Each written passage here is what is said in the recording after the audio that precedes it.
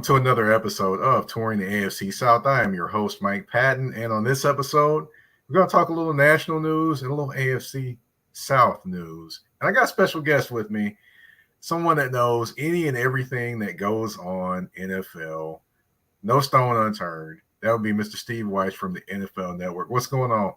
Mike, my brother, thanks for having me back on the show. I love how you're doing big things, man. Keep on informing the people, enlightening the people, and make them a little bit wiser about this beautiful game of football.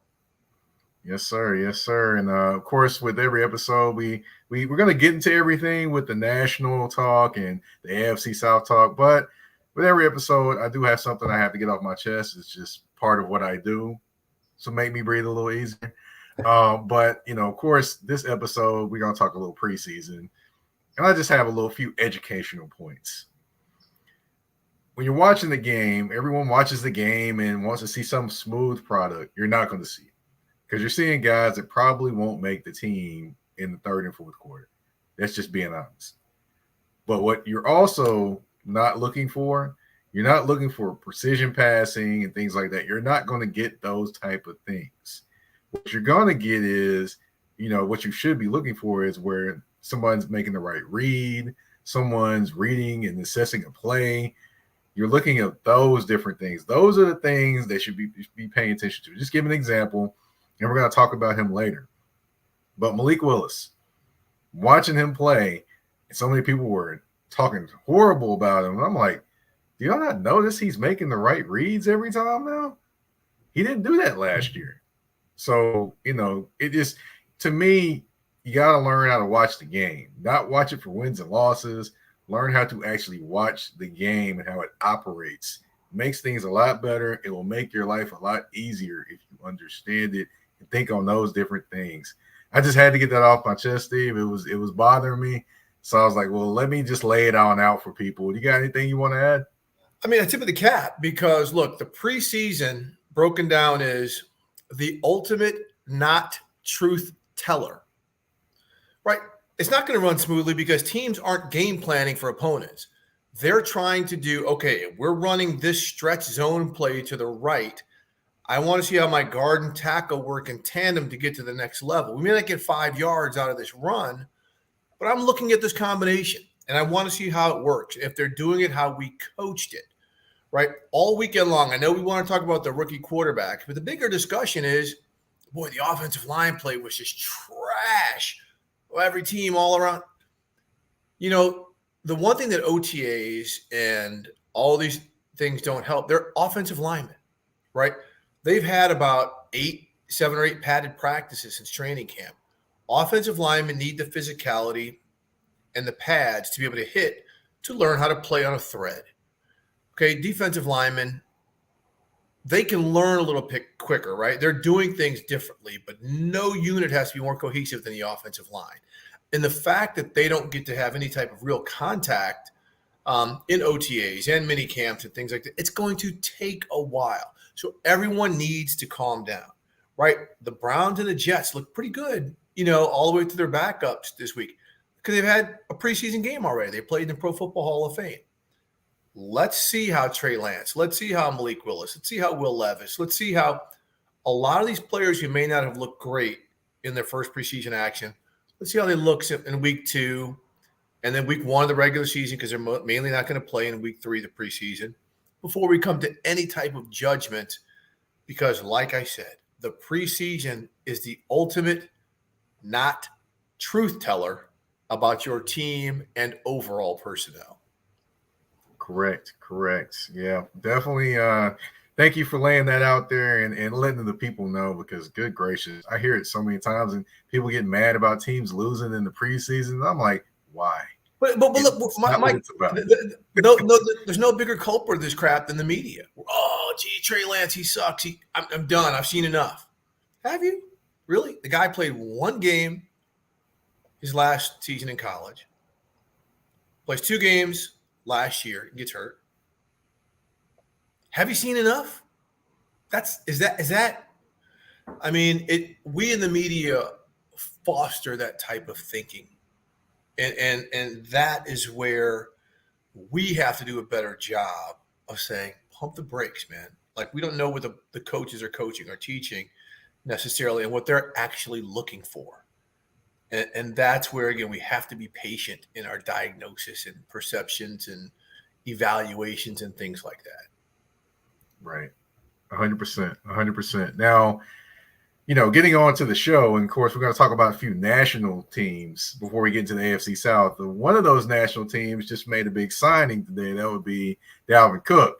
Yeah. Signing with the New York Jets, 1 year, $8.6 million, what he could make.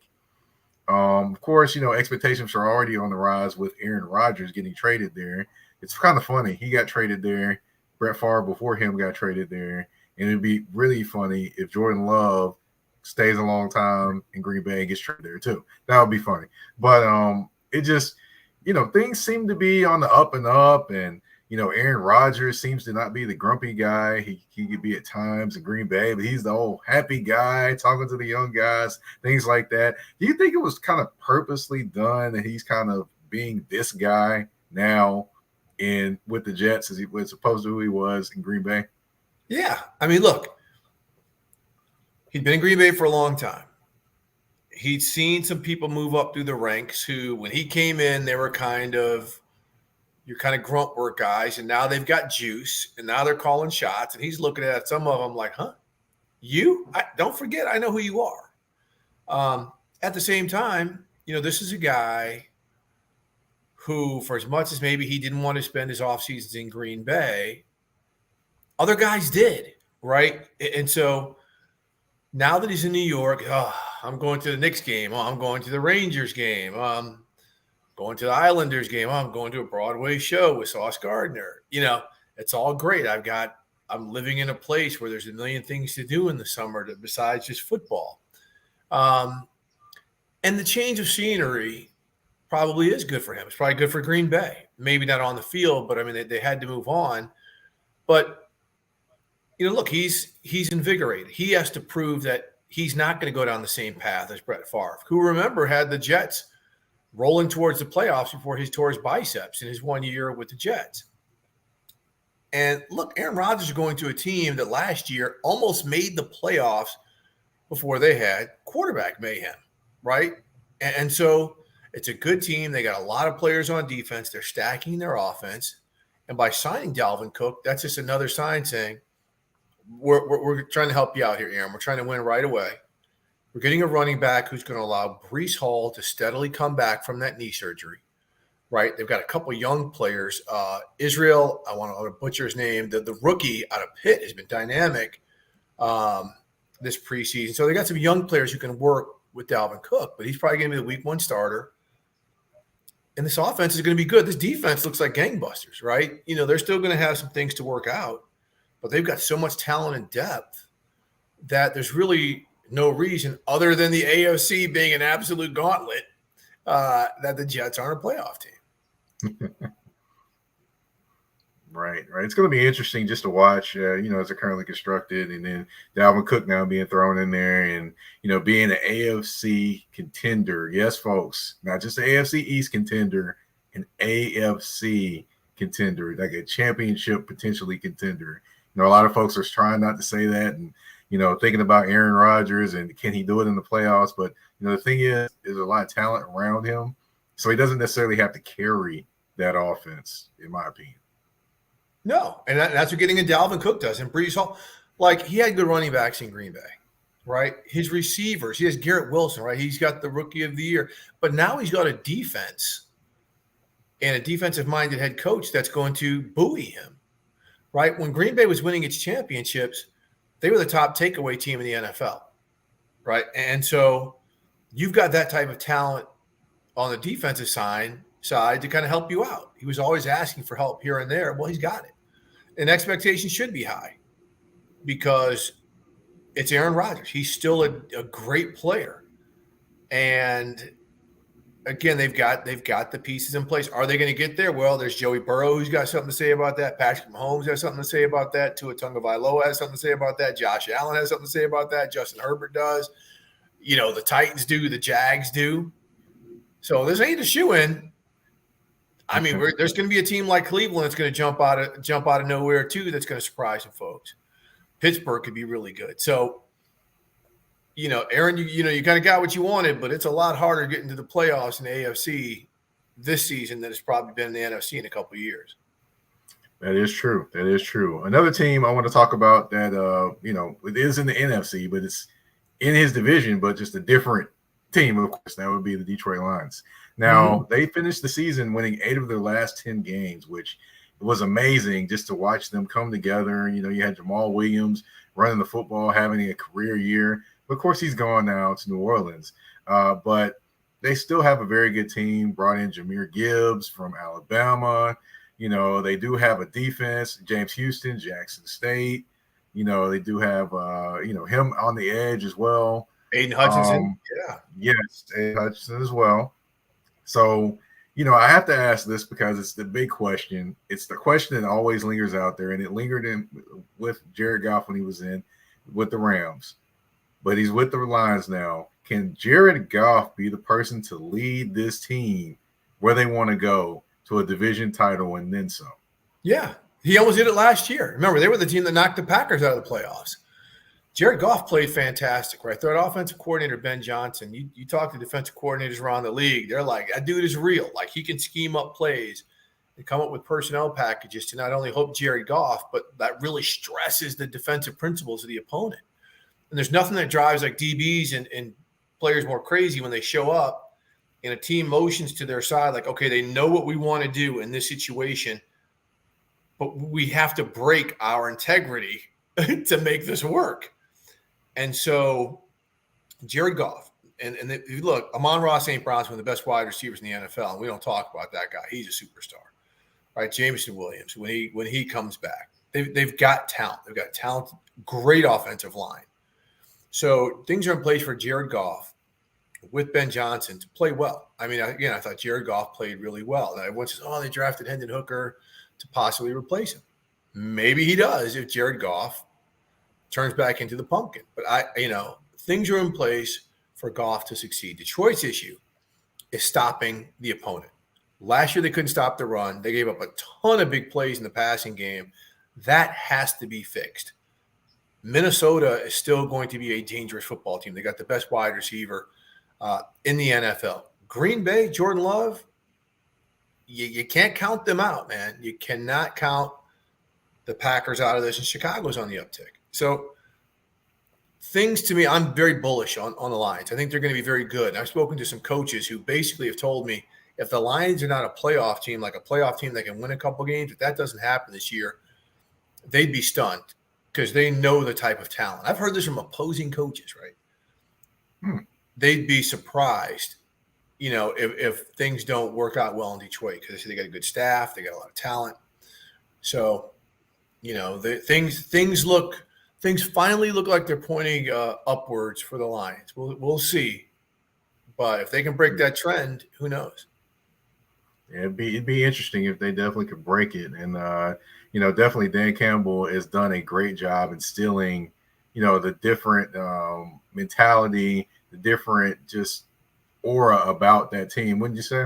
Yeah, Brad Holmes done a really good job drafting as well. I mean, look, definitely they wanted to fortify both offensive and defensive fronts.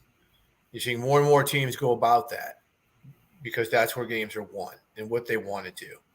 And so got to give credit to Brad Holmes and getting guys like a James Houston, in the later rounds, who comes in and leads the team in sacks last year. But again, they just have to figure out. You see, they drafted defense hard earlier on. They've got to figure that part out. But some of the offensive linemen they drafted, Penei Sewell's a stud. I think Jahmyr Gibbs is going to fit what they like to do. So besides the mentality that Dan Campbell has instilled along with the players to fit that mentality, that's the type of working relationship where you have front office and coach working together that Detroit has not had in years. And that really is the type of thing that could break that cycle of negativity that they've had there. Yeah, it's definitely going to be interesting to watch. But, of course, we did talk about one other team a little bit earlier, well, their quarterback situation. Of course, that is the San Francisco 49ers. Now, right now, as it's slated, Brock Purdy is going to be the starter. That's basically what it is. But the backup job is up for grabs. And of course, plenty of people are already counting Trey Lance out because of what happened. And then also, but then you look at Sam Darnold and people are like, I don't know. So what can you say you make of that backup quarterback battle at this point, or can you really make anything of it at this point? Well, look, the only reason we're talking about a backup quarterback position is because of what the Niners gave up, flipping first-round picks, giving up 2 to move up to the number 3 spot a couple years ago to draft Trey Lance, right? Otherwise, we're not really talking about backup quarterbacks, entering the season. But this is an intriguing deal. And it's also intriguing because one of the best positions you could play for the 49ers is backup quarterback, because you're going to play. I mean, just the history of their starting quarterbacks getting injured is what it is. And so by going out and getting a veteran like Sam Darnold, who's talented, right, maybe that supports them if Brock Purdy goes down. But let's not forget, Trey Lance this time last year was the dude. He was the starter. We feel great about Trey Lance going in. We just have to get him work. Well, why all of a sudden don't you feel so great about him anymore? Everything I hear, he hasn't gotten worse. I think he needs confidence. He has not played, right? One game his last year at North Dakota State. 2 games in the NFL. He hasn't played. And when I talked to Kyle Shanahan, the reason why Brock Purdy is the guy is he proved it in games last year. He was thrust in an emergency situation, mid-stride against the Dolphins, comes in and kills it. They don't have to dumb down their offense. And so he's good. I mean, the rest of the way, he shows he can make the throws. The offense opens up. All of a sudden, Kittle and Ayuk become much bigger threats in the passing game. Well, let's not get it twisted. And I didn't realize this until about a week ago. No team has run the ball more than the 49ers the past 2 seasons. This is a run-based offense that sets up the play-action pass game. So Brock Purdy understands the mission. Isn't that the term? He understands the job. Protect the ball. I'm going to run the ball, get the ball out of my hands into Debo's and Ayuk's and Kittle's and Christian McCaffrey's hands ASAP. That's it. He doesn't have to be great. And that's why I tell people, like, just to get off topic a little, all Desmond Ridder has to do for the Falcons is be Brock Purdy. Like, all some of these quarterbacks have to do is be Brock Purdy. Don't turn it over. Stay on schedule and get the ball to the playmaker's hands. Yeah. That's it. That's all you need to do. But, that's it. As far as everything else with the 49ers, it'll be interesting just to see the switch of defensive coordinators from D'Amico Ryans to Steve Wilkes, which I still think there will be some different things, but I still think they'll be still the stingy defense that they are. They're going to be great. But, yeah. They're going to be great. Definitely. I mean, they still have the pieces. They still have the players. So that'll make things work. And Steve Wilkes is a great coach. He's a great coach. Exactly. And he will fit right in. And I think actually the play in the back end will be better. I mean, he's a secondary guy. The Niners make their bread and butter in the front 7, and that's where they put their money and their value. But the fact that Steve's such a great secondary coach, I mean, it could be frightening, what could happen. But they got to get Nick Bosa into camp soon. They got to get that taken care of pretty soon, that contract, because it's about time he gets in there and gets in football shape. That's true. It is something to watch. Another thing to watch will be a commercial coming up. But we're going to take a quick break. We'll be right back. We're going to talk a little AFC South after the commercial break on Touring AFC South with your host, Mike Pat. A shift. A shift is something that happens and changes the dynamics.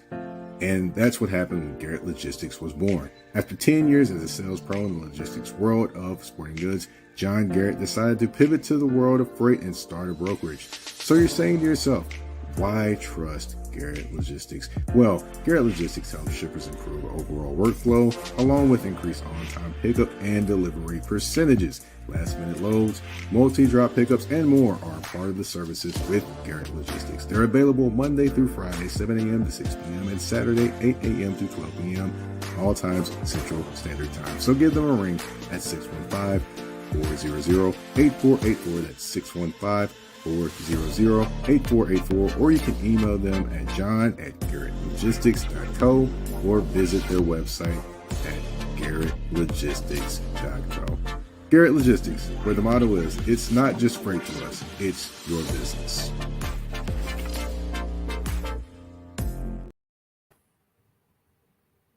All right, and we are back. And as we left off going to commercial break, we are going to transition over to the AFC South, where there is a lot of interesting quarterback play and just a lot of interesting things in general going on. We're going to start with the interesting quarterback play. We're going to start with the Colts and Anthony Richardson, who made his debut against the Buffalo Bills. Now, he did make a nice little double clutch interception, which I still was trying to figure that one out. But, of course, he's young. He's going to still, make some mistakes. But he did make one beautiful pass to Alec Pierce that Pierce dropped. He put it only where Alec Pierce could catch it, and he dropped it. So, what did you make of his debut against the Bills this weekend? Yeah, this is what you expected out of him. Anyone he talked to who evaluated him or coached with him or coached him will tell you he's going to make some incredible plays with his arm, some incredible plays with his legs, and he's going to make some head-scratching plays because he just hasn't played a ton of football. He started 1 year at Florida, so he's going to go through some growing pains. But that's fine. Like the Colts did this with Peyton Manning. The Colts did this with Andrew Luck, who got into the playoffs right away. But no one's expecting the Colts to go to the Super Bowl, right? So they've got a grace period. And Shane Steichen, the head coach, is great for him, right? Shane has worked with Justin Herbert. Shane has worked. I'm Jalen Hurts, right? So he's going to play to the quarterback strength because he's coached different styles of quarterbacks. But Anthony Richardson is going to be an up and down season. He's going to try to be, Ben Roethlisberger sometimes. He's going to try to be Peyton Manning sometimes, and it's going to look great sometimes, and it's going to look bad. But it's just something the Colts seem committed to doing, and I do not blame them because he is a phenomenal, phenomenal talent, and he seems like he's more than coachable. He just has not had the opportunity to see the field enough to grow from that in-game experience. Now, I will ask as well, with young quarterbacks, just the quarterbacks in general, development, that doesn't really happen quite as much or quite as length of time that it used to. So what do you think is kind of a timetable on his development before, they start saying, hey, we need to see more of this or, things like that? You have a timetable perhaps you would like, or you know? Yeah, it really just depends on the team. You look at Bryce Young. Right, he's someone who's played a ton of football at Alabama, right? He's got a pedigree. So you want to see him do some of the things because he's so clutch and so poised and so smooth. So you want him to continue with that. So when it comes to Anthony Richardson, it's like, okay, we know he's going to dazzle us sometimes with his legs and his size. You get to a certain point of the season and you just don't want to see him making the same reads, like forcing the ball like Jay Cutler or Jeff George or something. Like, I got a great arm. Let me force it in between these two guys. No. Take the sack, run with it, throw it out of bounds. So do you want to see that by week 4, week 6, week 10? They want to see it as soon as possible. It just depends on how many situations he's put in to where he continues to make that mistake or grows from it. And so I don't think it's fair, so to speak, because, again, you saw the Colts last year. You just don't know how much talent and how good they are and what Shane Steichen can do. But I just think the expectation should be steady growth, run the ball, don't turn it over. Try to finish the season with 10 or fewer giveaways, and that includes fumbles. And if you get through that part where he's careful with the ball, that's the key thing for young quarterbacks in today's NFL. And just learning to read all these different coverages because he's going to see everything. Teams, Vrabel, Caldwell down there in D.C. and Jacksonville, they're going to throw the sink at him to try to get him, off his marks and stuff. And he's just got to stay cool and understand it's going to take him time. Gotcha. Now, one piece that would actually help his time and development is kind of in a little bit of a squabble with the team. That would be Jonathan Taylor. So I don't know what's going to happen there. I don't think anyone really knows what's going to happen there. But how do you just in your professional opinion, how do you think this kind of ends for Jonathan Taylor and the Colts? It's just so ugly. The fact that the owner came out popping off. Like, look, I'm not going to pay this guy, right? He should view playing football in the NFL as a privilege. No, he worked his ass off to play in the NFL. He ground with teammates. He carried them for a couple of years to be reimbursed. So you can say, okay, the running back market is what it is. We'll see how it goes when it's time. But he's coming off an injury. We want to see it another year before we commit to this. I could see saying something like that, but it's a privilege. When he inherited his football team from his dad, like that's privilege. And so how does it end? I think Jonathan Taylor will eventually play. I think he loves the sport. I think he loves his teammates. But the fact he's got an injury, maybe they eventually do trade him. They say, it's not worth the headache. Our team's not very good. Let's see what we can get for him. But what's the team going to give up for him? Because no other team's going to pay him. That's the unfortunate situation of the running back. You can try to force your way out like Dalvin Cook. He had a big salary, which Jonathan Taylor doesn't have. Dalvin Cook's making less money than he would have made had the Vikings not cut him. You're just not going to get paid, and it's really, really unfortunate. So I just don't know if because I think it's going to be mutual, whatever it is. Like, we're going to get you out of here, or you're just going to have to stay here and play. And if you sit out, you lose a year towards free agency, and that's a terrible business decision. Yeah, it's going to be interesting to watch that one. Another thing that's going to be interesting to watch is the development of C.J. Stroud in Houston.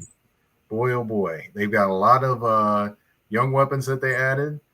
Tank Dell comes to mind from Houston. And then also they added a veteran in Robert Woods. And then they have, brought in Dalton Schultz as well as tight end from the Cowboys. So it's very interesting. He does have some weapons around him, both young and veteran as well. So as far as his development and for his first game, it was a little rough for him as well. Sure. I mean, going against a team that he was going against, I can understand why. Well, I mean, the Patriots are going to give him the business. He didn't have his starting offensive tackles in there. See, that's the most important thing for him.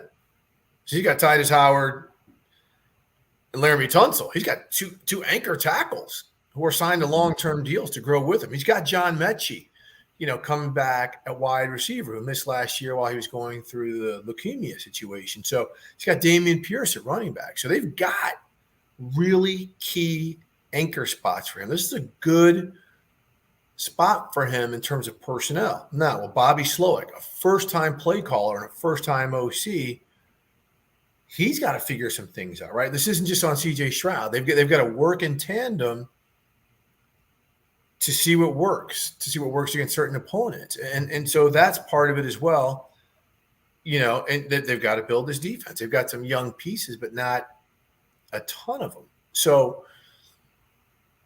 that's just where DeMeco Ryans and this team, they've got bandwidth, they've got some time, and they've got some anchor pieces to build on to do some things. C.J. Stroud's going to get better. I mean, he has shown that he can play. But I mean, when you got Keon White and all these guys from the Patriots hanging all over you, every second and a half, that part's tough. But like I said, the preseason is the ultimate not truth teller. Let's see how things look in week 2. Right. And another guy that's definitely could make an impact for this Houston Texans team would be Will Anderson. Mm-hmm. And to me, last year they didn't have really a pass rush. You had Jerry Hughes, and no offense to Jerry Hughes, but he's a veteran at this point. You need a young guy in there to bring some juice to that pass rush, and Will Anderson can do that. And do you think he makes that much of a difference for this year's team with the Houston Texans? He could. I mean, look at DeMeco Ryans. Look at the schemes he's come from, right? The edge guys are impact guys. And so I think he could. They've got to get good interior play because otherwise they're just going to slide protections over towards him, and it's going to be tough. But, I mean, it's probably going to happen anyway. But the great ones figure it out. right? But he's got to have some other pieces, around it. They got rid of Obo Okonkwo, who was a really good edge player, who's now, I think, at Cleveland. So, again, that side of the ball, D'Amico Ryan's going to coach them into some certain things. But, they're probably going to have to manufacture some pressures. But this also is a division where the run game is important. So if you stop the run and get some takeaways, you're going to give the ball back to your quarterback so he can develop and probably put points on the board. Yeah, it's going to be definitely interesting just to see his development along with Anthony Richardson as well. And one team that doesn't have to worry about as much the quarterback development, that's the Jacksonville Jaguars. I mean, honestly, they looked really, really solid from top to bottom offensively against the Dallas Cowboys. So, what can you say about this team? They get rid of Marvin Jones. He goes back to Detroit. You bring in Calvin Ridley, and the beat just goes on. And to me, with this team, and I've said it numerous times, they have the potential to put up 30-plus points a game. Now, am I crazy to say that, or are they, or do you believe they could do that as well? Oh no, I'm a believer. I'm a believer. I mean, Travis Etienne, Calvin Ridley, Christian Kirk. I'm blanking on the tight end who they just got Evan Ingram. Evan Ingram. So they've got some good offense. They've got some decent offensive linemen, but a creative head coach. Trevor Lawrence is so confident. And here's the other thing. They won so many close games last year, whether it's a crazy interception on the Dak Prescott tip ball, or coming back in that playoff game. That is huge mentally to understand and learn that you're never out of it. Whereas before, they might have been like, okay, we have a lead. Where's the trap door that we're going to step in? Now they're like, okay, we have a deficit. We're just going to build a bridge over that trap door, and we're going to truck you on our way through it, right? So I think the mentality now, knowing that the players believe in the coaching staff, the players are believing in one another, and then you got a dynamic dude like Ridley. People forget, man. Okay, Ridley was out last year because of gambling suspension, but he is that guy. When Julio Jones is out for the Falcons, he tore it up, and he was getting double covered, but he can route anybody up. Right? He's got the speed. You can throw him a little quick hitch and he's gone. So they have the potential to be really, really, really dangerous. But there's something that tells me that Tennessee is not going to make it easy for them. Tennessee is not going to make it easy for them to run away with that division. Yeah, I can agree with that. Now, I do also have one other thing I want to mention. You got Trayvon Walker and you got Aiden Hutchinson. To me, in my opinion, I probably would have drafted Aiden Hutchinson to go to Jacksonville as opposed to Trayvon Walker. That's just me. But year two, you want to see more of development of a pass rush from Trayvon Walker. Do they get that this year? Did they get that from somebody? Because that was a weak point for them last year. It's hard, man, because look at how many young, high-pick edge rushers have not worked out there. I mean, right now, Josh Allen, they don't know what they're going to get out of him. I mean, he's got very similar physical specs to Trayvon Walker, who's just a physical freak. But Josh Allen has not been consistent. You just got guy. I think they brought in Jadeveon Clowney. They haven't signed him, but they brought him in to look at him, I think. Like why are you bringing him in if you got all these young dudes? Right. So they've got to see something out of Trayvon Walker. They have got to.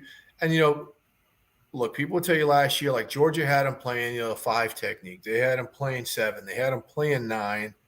But they didn't ask him to do certain things like we're going to ask him to do.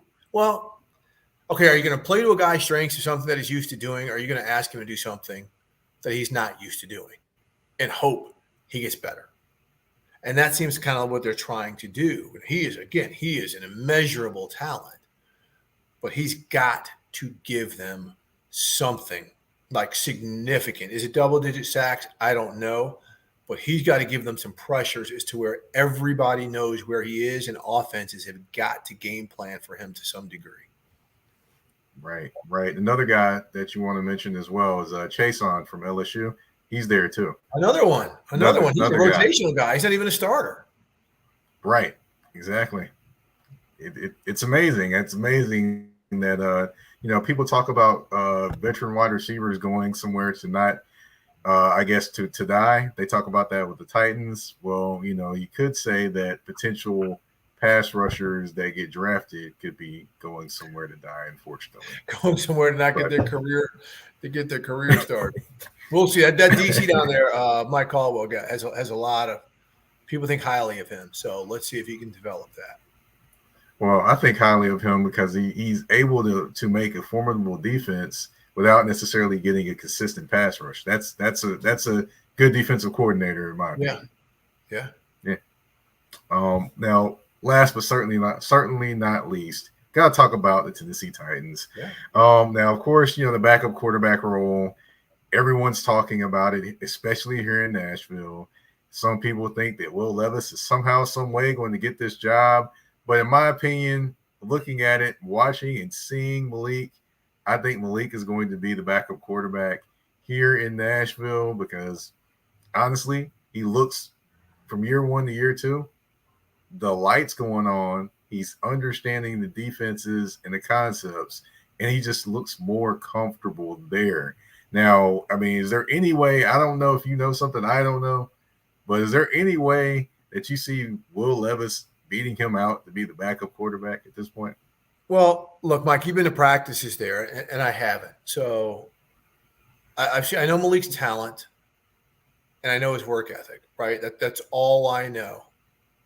Because last year that he was put into some very tough situations to the point where they went out and got Josh Dobbs to end the season for them to try to get into the playoffs, right? So that tells you that he was in over his head. But everything I've heard is he looks more confident, right? Confidence is everything for a quarterback. So if he comes out, he believes in what he's doing. He believes in the offense, understands it better. It should be him, right? Will Levis, when he was drafted, a developmental guy, an incredible talent, but he's somebody who was not consistently consistent at Kentucky. So, look, the only way Malik is not the number two is if he comes out and just makes a lot of mistakes, turns the ball over, and doesn't get the other 10 guys in the huddle to buy in. And that's a big part of these types of decisions. How do the other guys respond to the quarterback in the huddle, right? If he's Dullsville, if he's just like, oh my gosh, this guy he can't get the play call out of his mouth, something like that. It's infuriating to the other 10 guys who are trying to earn a livelihood. But if he comes out and he's this guy, yeah, he may make a mistake, but he's somebody we know who's going to dive on a loose ball with 3 defenders coming at him, right? There's an old saying, you've got a quarterback when he'll dive on a loose ball, when he'll dive for a fumble in a scrum. That's why the Carolina Panthers love Jake Delhomme, right? Guys like not a great talent, but someone they knew they could rock with. And so, maybe that plays into some of the thinking as well. But, as of right now, with Malik knowing the scheme and being more familiar, if he doesn't go out there and throw 3 picks or take a ton of negative plays, I would think he would open the season as the backup, which is important because Tannehill, he's had some injuries and they've got to be secure at that position. Right. It'll be interesting just to see. But, like you mentioned, the Tennessee Titans are not going to make it easy for the Jacksonville Jaguars in this division, which I don't expect them to either. And this could potentially be the last ride as well for a Derrick Henry, Ryan Tannehill, and a Kevin Byard combination. Yeah, so, I don't think when you say potentially, like they've got to get back to the playoffs. Otherwise, that window is closed. I would agree with that. They got Tajay Spears, who looks like he's going to be fantastic. But that's where you got to turn things over. You got a new GM in there. So Rand Carthon. So yeah, this is probably the last of the band tour. If they don't get into the playoffs and do something while they're there. Yeah, this is Frankie Beverly signing off and saying he ain't doing it anymore. But no, I'll leave that one. You hit him with the before I let go. You hit him with that. Okay. But right. do you see this team as they're currently constructed, not only making a run for this division, but potentially making a playoff run, perhaps? Look, and I'm saying this just simply because I think the world of Mike Vrabel as a coach and what he's able to get out of guys, right? Just to scrap until your last breath. Like you don't want anyone to ever have to fight us because they're going to keep coming. They took some hits personnel wise, defensively. That offensive line, we don't know what it's going to be again, right? So, can they coach the guys up the right way? Can they get them to continue to fit that credo? I think so, because there's nothing flashy about what they do. It is blood and guts. Put on your shoulder pads, put on your helmet, and let's play football. And if Ryan Tannehill doesn't turn the ball over, Derrick Henry's going to get his. And they just got to have some of these wide receivers develop. But can they make a deep run? I don't know, because again, the Bengals. You look at the Bengals and the Chiefs, and maybe the Chargers, and maybe the Jets. Again, I think Pittsburgh, Baltimore, and the Browns. That whole division is going to be really, really good. Miami is going to be good.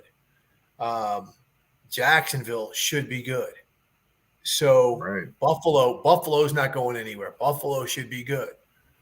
So can they make a run? I don't know. I don't know if they're going to be able to score enough points against some of those offenses to make a deep playoff run. But we'll see. I am, again, until I'm proven wrong, I just think the world of Mike Vrabel and what he's able to get out of his players. Yeah, it's going to be interesting to see. Definitely, with the addition of D-Hop here too. Yeah, that's always something to think about. Forgot about that. You got D-Hop. People can, real quick, people can say whatever they want about D-Hop. When he was on the field in Arizona, they won. Right? When he wasn't on the field, they lost. I mean, it's one of those things where rarely have I seen when a wide receiver isn't there, it affects the functionality of an offense so much.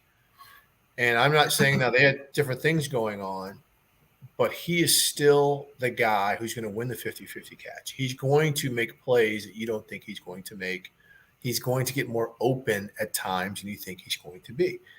That opens up an offense, right? That makes defenses play you differently and have to re-strategize throughout the course of the game. So again, I completely forgot about D-Hop earlier we were talking, but Ryan Tannehill better take advantage. That's right.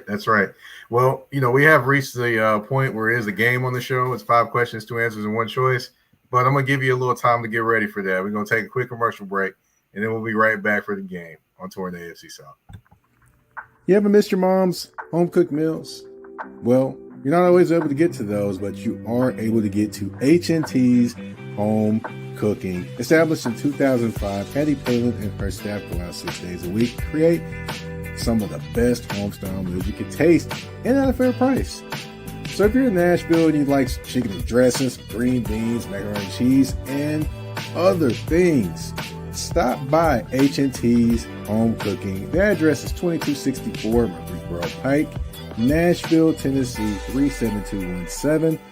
And they are open Monday through Thursday and Sunday, 11 to 6:30, and Friday, 11 to 7. And if you want to order online, of course, the option is available as well at hthomecooking.com, or you can call 615-367-0049. H&T's Home Cooking, food for your soul.